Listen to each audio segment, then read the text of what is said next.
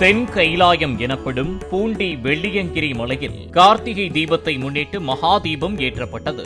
வெள்ளியங்கிரி ஆண்டவர் திருக்கோவில் சன்னிதானத்தில் இருந்து சிறு விளக்கு ஏற்றி கோவில் முன்பு உள்ள கொடிமரத்தில் தீபம் ஏற்றப்பட்டு கொப்பரை தீபத்தை ஏற்றி 7வது மலை உச்சிக்கு காண்பிக்கப்பட்டது. இதனைத் தொடர்ந்து 7வது மலை உச்சிக்கு சென்றவர்கள் கொப்பரையில் மகா தீபம் ஏற்றி வழிபட்டனர்.